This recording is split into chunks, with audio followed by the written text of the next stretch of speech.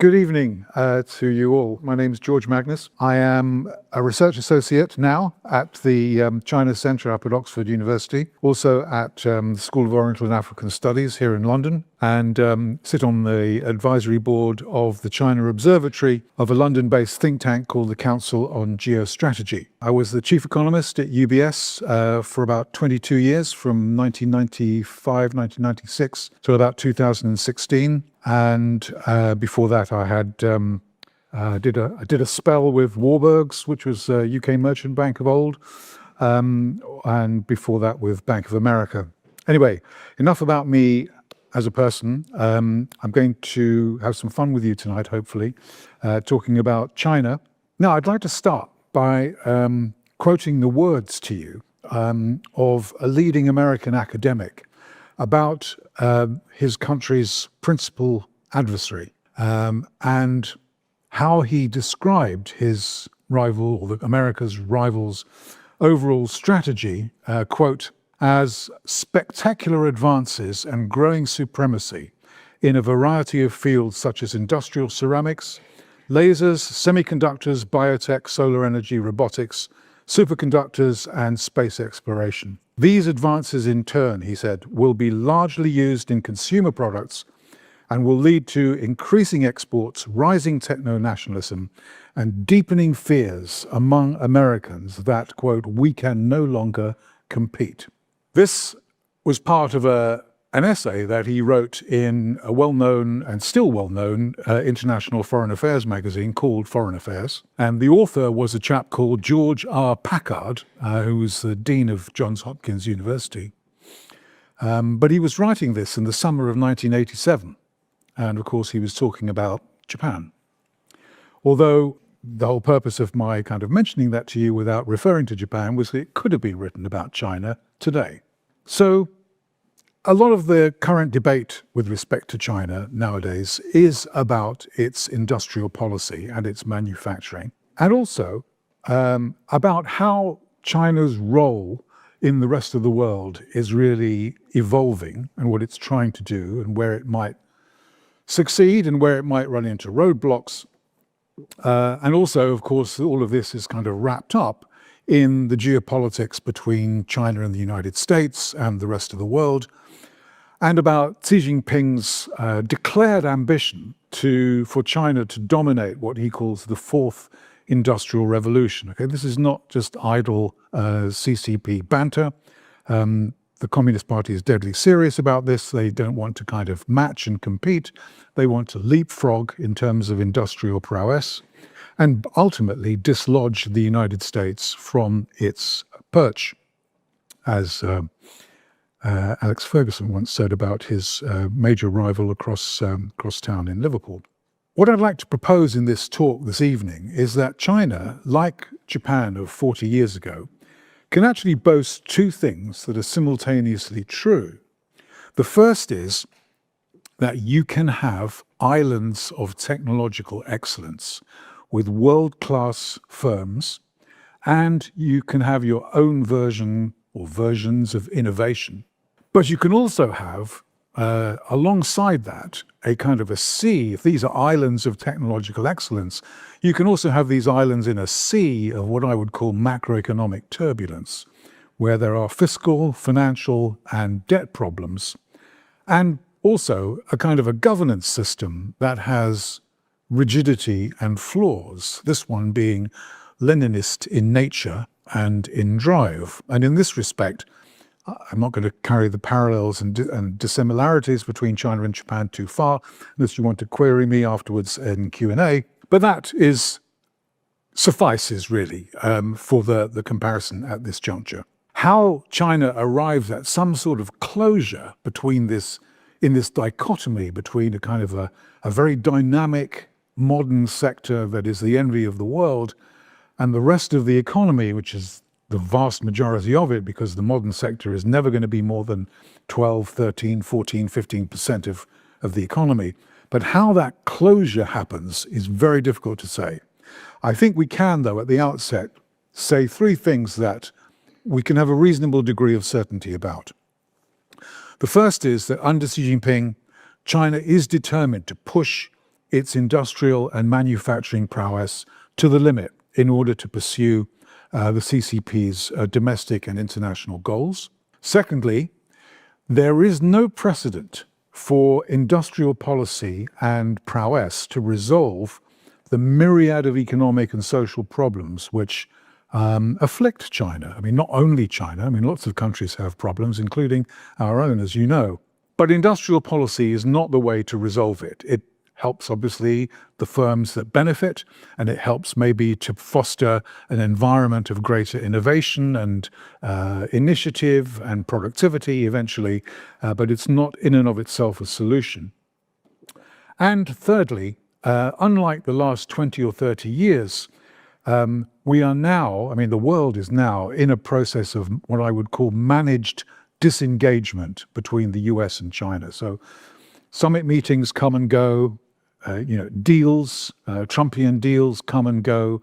None of these things particularly have a long shelf life necessarily, but we are disengaging or decoupling or de-risking or whatever whichever word you want to kind of use to describe it, when it comes to technology, when it comes to supply chains, and when it comes to a whole array of things that we now call national security. Once upon a time, national security was just about the military and about intelligence services. Now it's also about technology, it's about energy, it's about carbon capture, it's about a whole range of things that the United States and China and we all feel are essential to our well-being and our security. And of course, this is changing in a huge way how international firms and global companies manage their business environment. So, quite a long-winded introduction, but I just wanted to kind of set out my stall, really, right at the beginning. And my talk now is going to divide really up into kind of three sections. The first is I'm going to give you a bit of a sort of a crow's nest view about China's economic development over the last 60 years. It'll be very quick, obviously. The second is I want to talk a little bit about both why and how China's economic model has frayed compared with the way it was, but yet why industrial policy is giving the Chinese government cause for optimism about how Chinese manufacturing can flourish. Also, I want to talk about what the consequences of all of this are for the rest of the world. And then third, right at the very end, I'm going to conclude with a page or a slide, which is really about whether China is really on a precipice about to kind of fall over the edge, or whether it's just reached a plateau where it's going to, relatively speaking, kind of mark time. Now, so first, sort of a general chart, really. Left-hand side of this chart, you can see leaders of China over the last several decades. Then you can see the decades, 50s, 60s, etc., etc. The blue bars describe the kind of the main meme, really, of that decade. And then the numbers at the end of those blue bars are how fast the economy was growing during those decades. And then the numbers under income per head at the end of the decade is exactly what it says it is. So, back at the end of the Mao period, China had income per head of around $76. Even in 1990, it was still only about $300 per capita. But now it's about 13,000. So China's economy is about 19-ish, 20 trillion. America's is getting on for 30. Income per head in the United States is over $60,000, but still in China, even though many, just quick hands up, and I can't see people obviously outside of this room, but how many people have been to China? Okay, quite a few. So you'll know that if you visit Shenzhen or Beijing or Shanghai, any of the big sort of tier one cities on the eastern seaboard states, you could be in any European, modern city. Income per head in some of these places is like $25,000, $27,000, $28,000. But for the country as a whole, it's only $13,000. So still got a long, long way to go in terms of catch up if it can. Note some things, for example, the main themes, if you look at, say, the 1980s, the 1990s, the 2000s, these were the kind of decades, really, of market reforms, liberalization of the economy, integration into the global system, with China joining the World Trade Organization, for example, in 2001. And to do, I mean, it wasn't just a question of, oh, well, we're going to sign the WTO agreement. There were at least 12 to 15 years of preparation that the country had to go through in terms of getting the infrastructure, I don't mean just roads and highways and airports and so on, but the commercial infrastructure, the regulatory infrastructure. There was a lot of work went into preparation for that event. So those were the kind of the go-go years for China's rise, which felt very benign at the time. And then if we come to the 2010s and the 2020s, you can see that there's a change that's kind of taking place. Obviously, growth is going to slow down, as it does in every country when you get to a certain level of economic development. You cannot keep double-digit growth going forever and ever. And in any case, once you've got a GDP of 14 trillion, 15 trillion, $16 trillion, you don't have to grow at 10% per annum to get a lot of GDP. You can grow at 4% or 6% or 7%, you still get a lot of GDP, much more than you do when you're much smaller. But as we come into the 2010s and the 2020s, things do begin to change quite a lot for China. And gradually, the main kind of thrust of what the government is trying to do is shifting towards the development of industrial policy and manufacturing. And of course, as we get into the 2020s and the first Trump administration, self-reliance becomes the kind of watchword really for the CCP. We are now, of course, in 2025, and this is the fourth consecutive year of the crippling crisis in real estate, which only 4 or 5 years ago, according to Rogoff and Young, famously have written quite a lot of quantitative work on the Chinese property market. 4 or 5 years ago, real estate, broadly defined, was probably about 26% of the economy. And it is shrinking, and it will continue to shrink for the foreseeable future. And there really isn't anything to take its place. The modern sector is very dynamic, it's very impressive. It's just not big enough to substitute for real estate and also for infrastructure.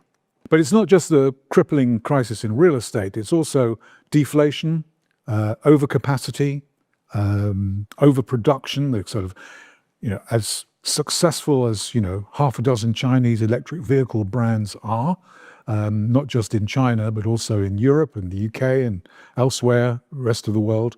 There are 145 other electric vehicle companies that are losing money and probably won't be around, or most of them won't be around for another 5 or 6 years, if they're allowed to go bust, which is a moot point.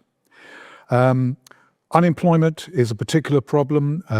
In China, the labor market statistics are things that can't always kind of give a lot of credibility to, but certainly for the young, 16 to 24-year-olds, very, very high youth unemployment, inequality, fiscal squeeze, tax revenues running dry, particularly because of land, which is such an important part of the revenue sources of local governments. So it's this dichotomy, which I think is really, really fascinating. It's a dichotomy between a futuristic economy, a dynamic modern sector, world-class brands coping pretty well, actually, with tariffs and export controls. But China, perhaps most countries have their own paradoxes, but China is a country of paradoxes. So what we see is a kind of a virtuous circle for 10%, 12% of the economy, but a vicious circle for much of the remainder. And they're linked, really, this vicious and virtuous circle, through the ubiquitous ways in which industrial policy and massive resource mobilization for manufacturing affects both the modern sector and the rest of the economy. Other paradoxes, I mean, if you look at, again, the sort of historical period for China, under Mao, there was the paradox of roaring growth and massive widespread poverty. There was the paradox of obviously the Great Leap Forward and the Cultural Revolution, but also of huge improvements in educational attainment, in social and health facilities, and in the development of heavy industry like coal and steel. Under Deng Xiaoping from the 1990s until the 2000s, and from the 90s to the 2000s, you had the paradox of industrialization, openness, integration, but there was no real change in property rights. I mean, you know, if you're a dyed-in-the-wool capitalist, you'll think, well, you can only really make progress if you have property rights, if you have neutral contract enforcement, have an independent judiciary, if you have market prices for inputs and outputs.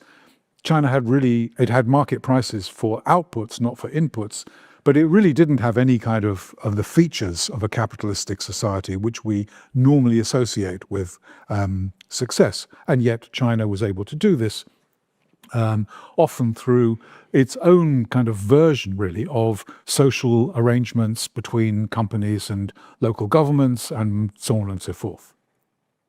Now we have a paradox of cutthroat competition in China, which is part of the reason why you have this overcapacity and price decline and so on and so forth, but also very, very strong government involvement in the economy. You have the paradox of wildly successful EV and solar and wind turbine firms, but actually a massive amount of waste and loss in the same sectors. And you have the paradox, really, of, you know, the sort of the Shanghai student syndrome, the highest PISA scores in the world, etc., etc. And yet, according to an excellent book by a chap called Scott Rozelle with assistance from Natalie Hell, it's a book called Invisible China, which I strongly recommend. China has educational attainment in the workforce, which is no higher than it is in some of the middle-income or lower middle-income countries in the world. So updated for census numbers, probably not more than about a third of the workforce have a tertiary, in other words, university-level educational qualifications, and secondary school attainment, and not more than about 20% have university-level attainment. So it's this kind of contrast, really, between, you know, very successful go-ahead kind of schools and universities in big urban conurbations, but actually half the population still live in the countryside, where educational attainment is nothing like it is in some of the big urban centres. A couple of structural things that I just want to kind of talk about at the beginning before we get into a little bit more current things. First of all, I just want to sort of run this through what the key drivers of China's economic success were. And a lot of these are things that you can only do once, right? So you can only transfer labor from low productivity agriculture to high productivity manufacturing once. You can only put all of your kids through secondary school once. You can only have high investment rates financed by high savings for a limited period of time. Eventually, you get to the point where investment, if it maintains extremely high levels of activity, you get diminishing returns, you get misallocation of capital, and so on. You can only introduce privatization and, you know, well, you can probably go further than the government in China has done, but certainly during the 1990s and the 2000s, there was a big move to change the ownership structure of enterprises, privatization, development of civil society institutions, non-governmental organizations. These kinds of things were discretionary and allowed by the Communist Party at the time, but they've since kind of gone back. You can only join the World Trade Organization once, which they did in 2001.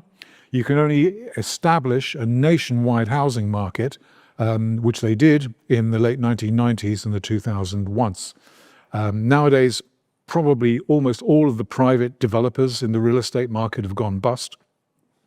And the government de facto is essentially, or government developers are essentially displacing the private sector developers, so that in a sense, you know, the real estate market is going backwards or going back to being much more socialized than it has been for 20 years. Other structural factors. I hope you will get your heads around this quite quickly. This is a graph that shows you what demographers call the demographic dividend, which is really a period in economic development when youth dependency is dropping, old age dependency is dropping and the working age population is expanding as a share of the total population. So this is a period supposedly of great dynamic advancement and so on. So year T, which you can see on the bottom, is a year when income per head is at or greater than China's income per head was in 2019.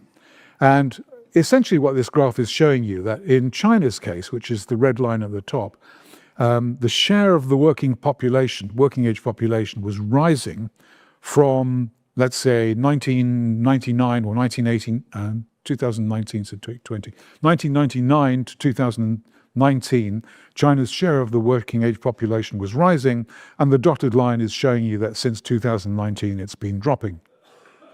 The same charts or the same lines were drawn here for Japan, South Korea, Taiwan, and Singapore, and you can see that in year T, when they had China's 2019 income per head, they were able to look forward to another 20 years of expanding working age population. So from a demographic point of view, China is the fastest aging country on the planet.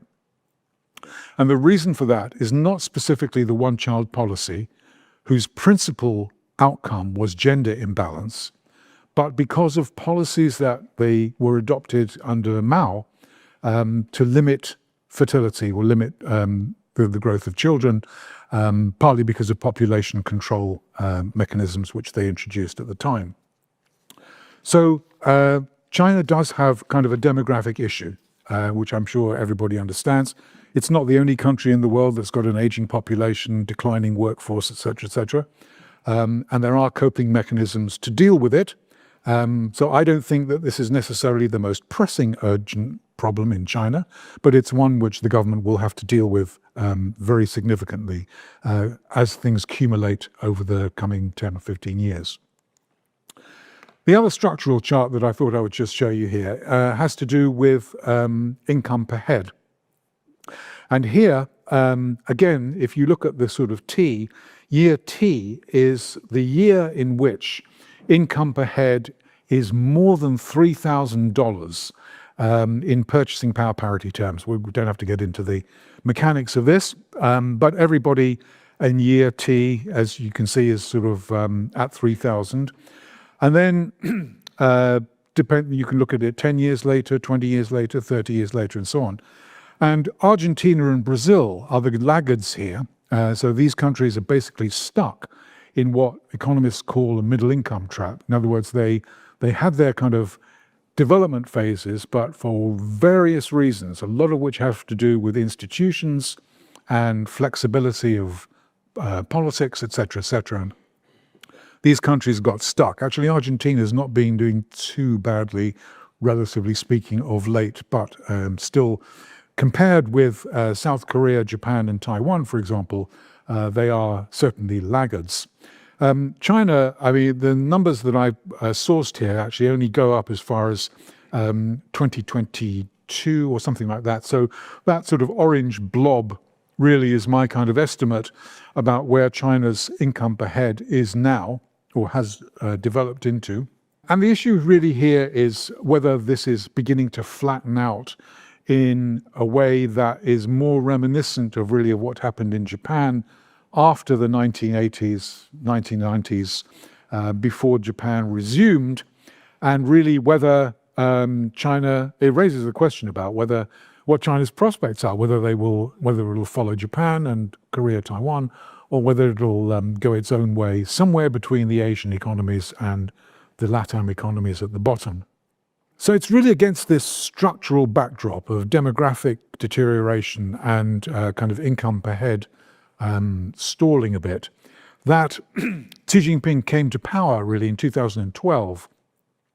And the significance of this is because there were a number of kind of economic problems that were emerging already before he came to power, but were his basically to either address or not. So by 2012, China's development model was already beginning to fray at the edges. Premier Wen Jiabao, who left office in 2011 or 2012, had previously, whilst in power, spoken about something that were called the four well, they're not really formally known as the four uns, but we call them the four uns, because he had said that China's development model had become unsustainable, unstable, unbalanced, and uncoordinated. Now, this is the Prime Minister of China in 2007 and again in 2011. So he was right, and it happened on his watch. So it was obviously something that his legacy, as it were, to Xi Jinping and to Li Keqiang when they took over in 2012. But the main kind of presentation of the fraying of the economic model really is summarized in the bullet points I've put underneath here, which is misallocation of capital, too much debt, specifically in the sense that there's not enough capacity to absorb and carry more debt now, an overstretch of the financial system, which was manifest in a financial crisis that happened in 2015-16, the boom and bust in the property market, the stall in productivity, rapid aging, significant shift in politics and governance, and these concerns, as I said, about the middle income trap. In particular, I can't stress the sort of real estate part of this enough. We'll keep coming back to this because it was such a big part of the economy, and they didn't really. We had a real estate crisis, in the West, Lehman's, subprime mortgages, Northern Rock. You may remember some of this if you were old enough to be there at the time, or you've read about it. But of course, these problems, which are kind of endemic in capitalist societies, were clearly not avoided in China either. And it's quite serious, really, because depending on how we measure property prices in China, the destruction of household wealth is estimated to have been anywhere between $7 and $10 trillion, which is a very, very substantial amount of money, as you can imagine, for a $19-20 trillion economy. Quite where we fit in terms of 7 to 10 trillion, because it's get the Queen Elizabeth liner through that range, but quite where it depends on how you define property prices. Government estimates, private estimates, quite different. Anyway, I'm just going to now kind of run through a number of features of this fray economic model very quickly before we come to industrial policy, which I did want to spend just a little bit of time explaining to you. So this exhibit really shows you on the left-hand side the inefficiency of capital, and on the right-hand side the intensity of the use of credit. So on the left-hand side, this is what we technically call the incremental capital output ratio. It sounds like a bit of a mouthful, which it is, but it's basically the amount of additional capital you need to get one extra unit of economic growth, or GDP. So, as you can see in this chart, during the 2000s, this measure of efficiency of capital is quite stable. And then it gradually starts rising after 2009, 2010, not particularly alarming to begin with. But as that rate of ascent continues up into 2024 or 2021, and subsequently, and the numbers haven't really changed since then, that's kind of indicative of the fact that capital utilization is becoming more and more inefficient and loss-making. And the chart on the right, you only need to basically look at the kind of mustard-colored line there. It's the credit intensity of GDP. In other words, how much extra credit do you need to generate an additional unit of economic growth or an additional unit of GDP? And again, this is something which we saw in our own countries in the West in 2006, 2007, and leading up to the Lehman crisis in 2008, was that credit was kind of pouring out of the banking system, but actually not going to productive use, essentially. Same thing is happening in China. So even though the rate of growth of credit has slowed from about 18% per annum a few years ago before COVID to now about 7 or 8%, the growth rate of GDP has slowed down a lot too. So there's still twice as much credit being kind of pumped out as there is GDP. So both in terms of capital efficiency and credit allocation, there are signs of stress in the rest of the economy. Again, we're coming back here to look at a little bit of property indicators. The graph on the left-hand side shows you official numbers for property prices for existing properties, which are the grey line, and new properties, which are the orange line. So according to official numbers, since 2021, just after COVID, existing property prices have dropped by about 20% and new home prices by about 11.5%.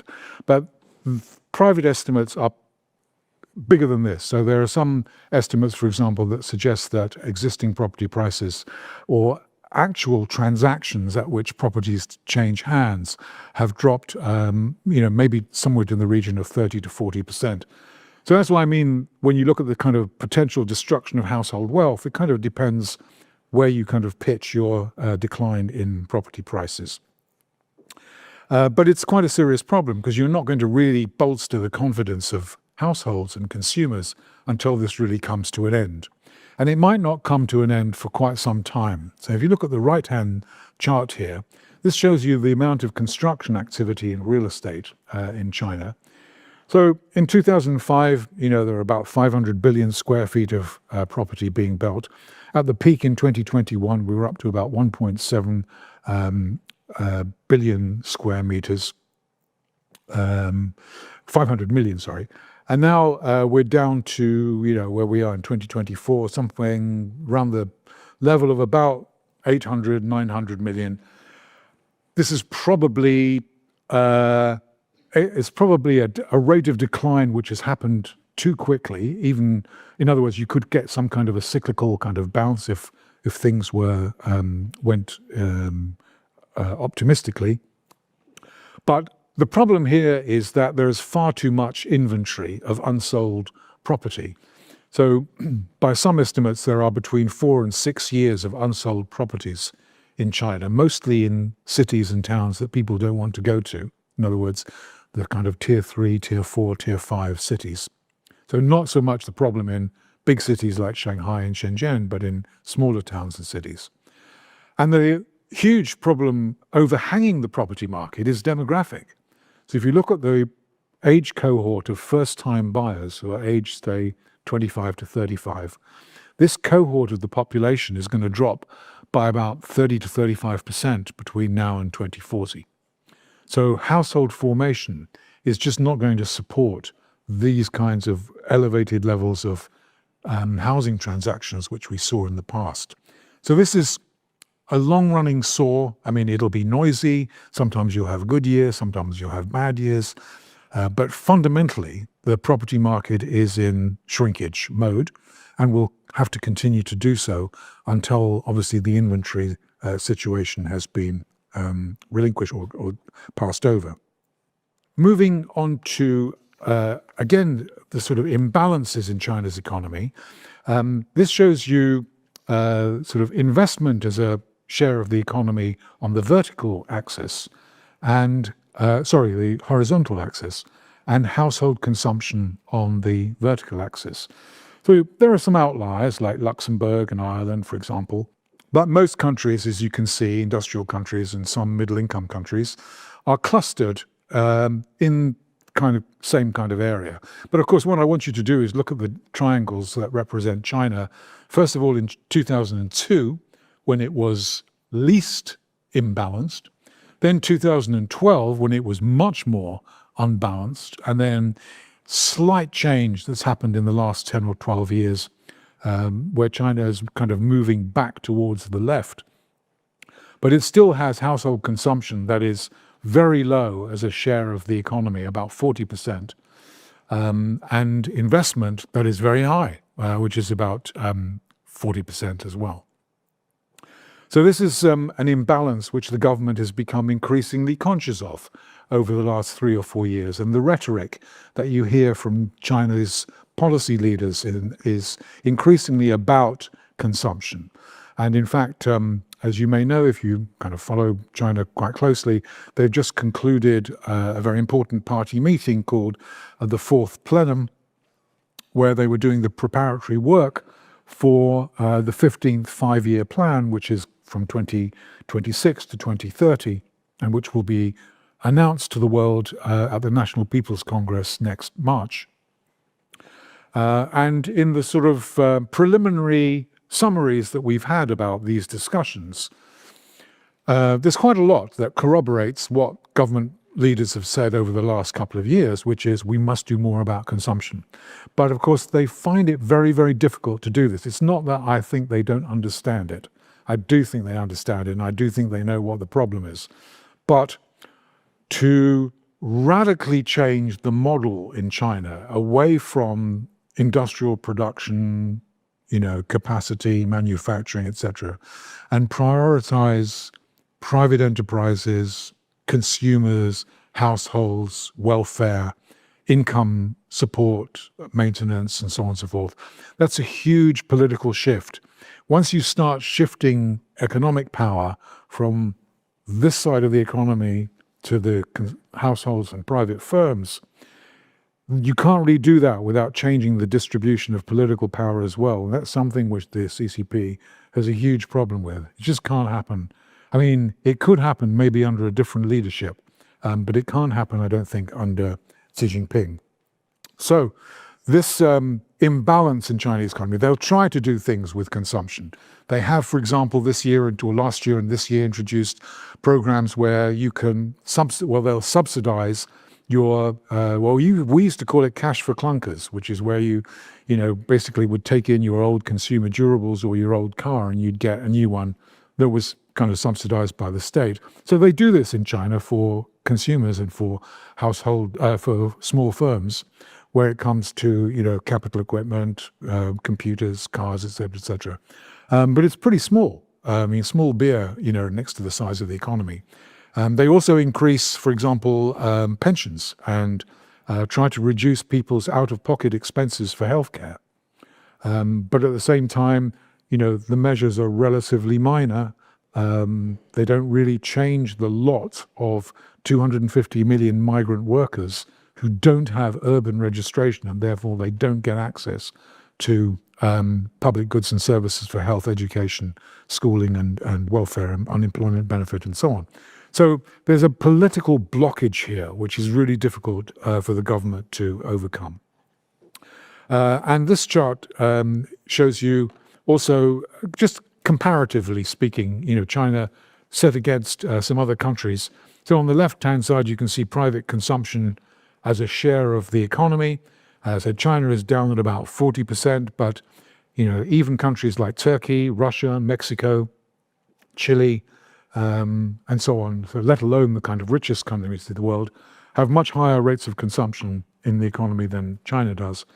And then on the right-hand side of this chart, you can see a slightly expanded version of household consumption to include in-kind benefits.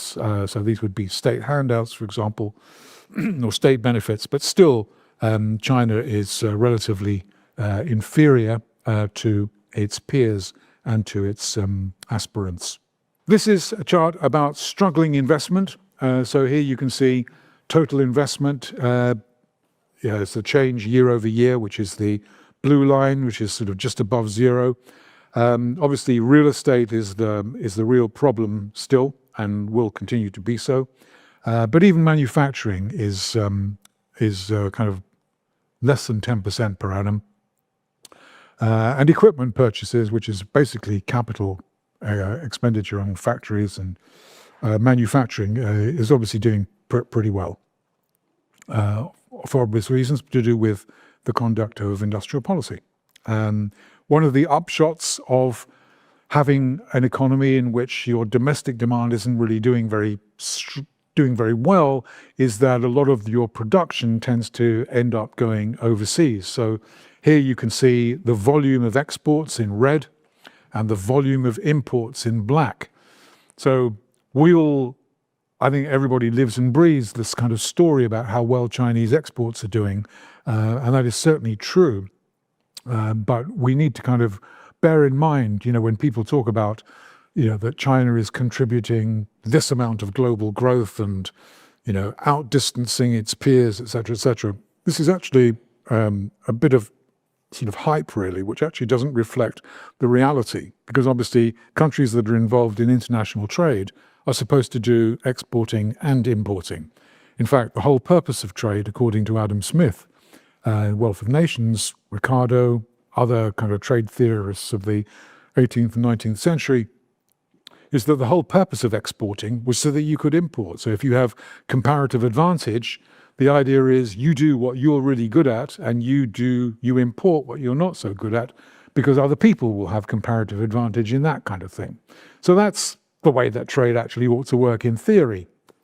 But there is a kind of a phenomenon, which Adam Smith was very vocal about, called mercantilism, which is when countries make a kind of a virtue of exporting, but also do not really want to import very much for various different reasons. And in China's case, the weakness of demand is the reason that they don't really import very much.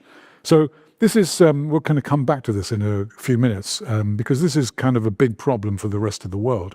In other words, just as a sort of a teaser, if we take a lot of Chinese exports, let's say into the UK or Europe, because they're cheap, we like the green agenda, solar panels, wind turbines, et cetera.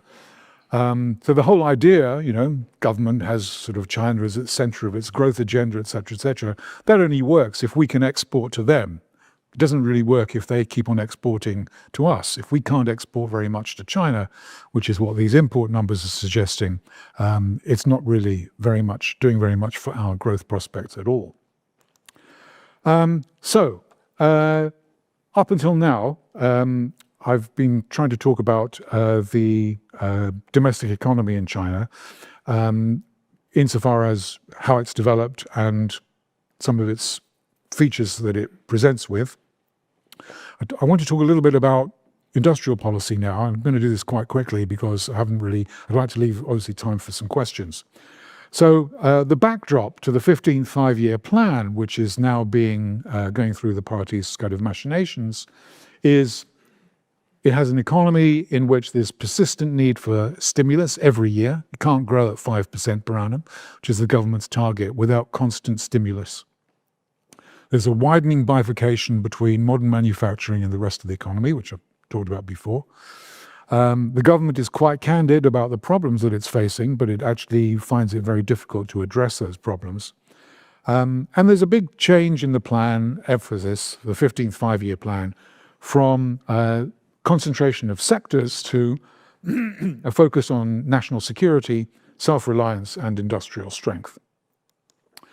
Industrial policy really didn't exist in China before about 2005. But then on the left-hand side, I've listed here, again, I'm not going to go through them one by one, but a number of campaigns which have been launched by the government or successive governments to propagate and promote industrial and manufacturing strength. And as you can see, some of the things that we ought to kind of just mention, MIC 25, it stands for Made in China 2025. The Chinese stopped talking about this a few years ago because the Americans used to get very, very upset about it.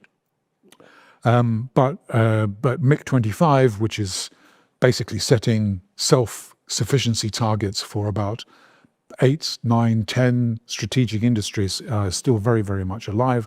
And you can see there a number of campaigns: innovation, smart solar, military civic fusion, infrastructure, common prosperity, digital China. New productive forces is straight out of Marx, which is about taking advantage of technological change to beat your enemies, et cetera. So the modern sector really accounts for about 13.5% of GDP. The government had an aim that it should account for 17% of GDP by this year, which it missed. And it's probably the most expensive industrial program on earth.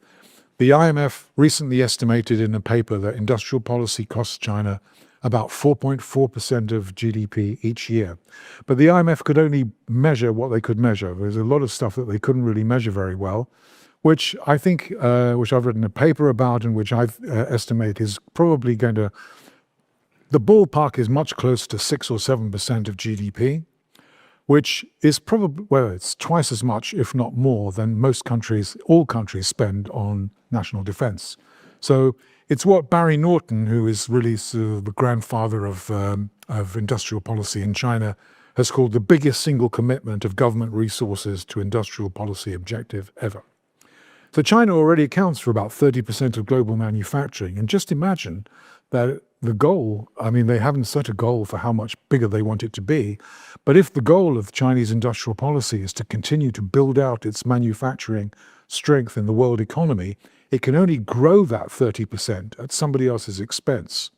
Most Western industrial countries paid the price for this by having manufacturing decline, relatively speaking, in the last 20 years. The new losers will be countries like Turkey and Brazil and Indonesia and Malaysia, a lot of the global South countries that are trying to industrialize and which China wants to befriend because they think that this is where, I mean, rightly, this is where the struggle for influence is going to be in years to come. So there's a kind of a contradiction here, which the CCP likes to talk about contradictions all the time. There's a contradiction between having this kind of export-led, investment-led, export-led economy where you're basically simultaneously undermining the industrialization efforts of a lot of the countries that you want to have align with you.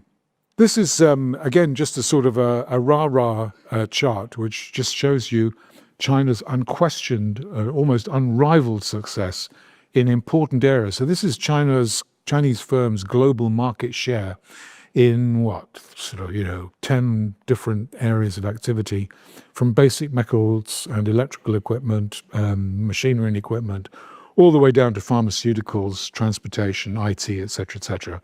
So this is unequivocal success. This is kind of unparalleled, and we shouldn't be churlish about how China has managed to do this, and that it is very, very likely, as things stand at the moment, that it will carry on continuing to succeed in some, if not all, areas. This one I thought you'd like simply because it's just shows you very dramatically China's share of global electric vehicle sales in millions, going back to when there were no electric vehicles back in 2012, 2013. But now it's, China's around about sort of 8 million vehicles out of a total of 14, so it's pretty impressive. But as I said before, bear in mind, that there were about 4 or 5 years ago, 500 EV producers in China. There are now only about 150, and only about half a dozen of them actually make any money. So that's like BYD and a few others. So there is a kind of a problem there of, a small band of very, very successful companies, but also quite a large number of companies that are never going to make any money.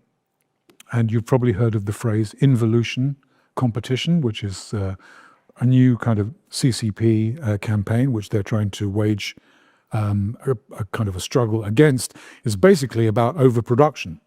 They don't want companies to engage in disorderly competition. They don't want prices being cut left, right, and center.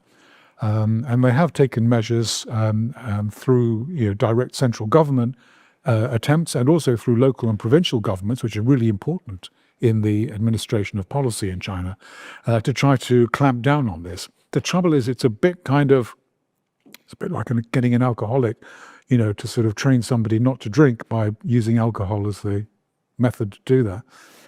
Because a lot of the reasons that there is overproduction and overcapacity in China is because of China's industrial policy, which they're trying to clamp down on. So it's a bit like kind of chasing your tail.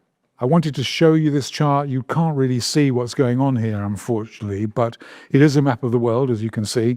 And those little circles, if you want to look at the charts in your private time, for example, by asking Gresham to send them to you, show you the range of countries that have introduced trade defense measures against Chinese dumping or cheap Chinese imports. So it's not just the usual suspects, which is the US, the EU, Japan, Australia, etc., but also Mexico, Indonesia, Brazil, South Africa, India, Thailand, Vietnam, lots of countries are basically getting concerned really about the inroads being made into their own domestic industries by Chinese imports. So this is a big problem for the Chinese economic policymakers going forward, because this isn't going to end, and it will be something that they will have to manage.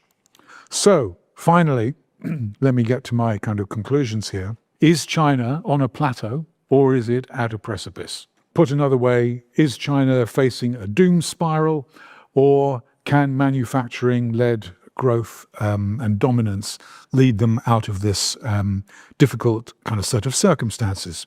Well, some of the things that I've said already, I just kind of repeat.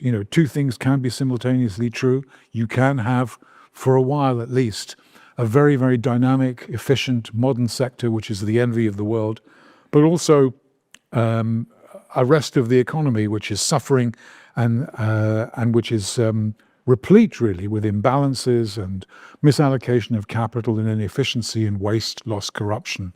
And these two can persist as kind of bedfellows for a while, but obviously not forever, one imagines. Another point about this really is, again, because you read about it very often about, that China is ahead in this and China is ahead in that, and DeepSeek has got, a margin over, ChatGPT, or it doesn't. Semiconductors, artificial intelligence. I mean, there is this whole kind of issue of technological dominance, which is important, but I don't think it really makes any sense to assess, whether China is making huge progress or huge regress by simply looking at its accomplishments in technology. Because China's always been good at technology. It's always been good at entrepreneurial initiative, and it's always been quite innovative. And I don't think there's any reason why we should expect this to stop. Far from it. But the area that is relevant, I think, in my judgment, as to whether what we should be focused on is really on, not so much on the technology, because China and the United States, or China and its allies and the United States and its allies, will constantly be in competition and try to leapfrog one another in different technologies. But in terms of macroeconomic policy and governance, and whether the door is open to more inclusive and robust institutions and political change, that really is where the focus should be. And on this basis, I think China is at a kind of a plateau and has to be quite careful that it stays there and doesn't allow its macroeconomy to deteriorate to the point where it drives it closer to that edge. So that's where I'm going to finish. Sorry if I just sort of went on for a little bit too long, but I'm sure we do have some time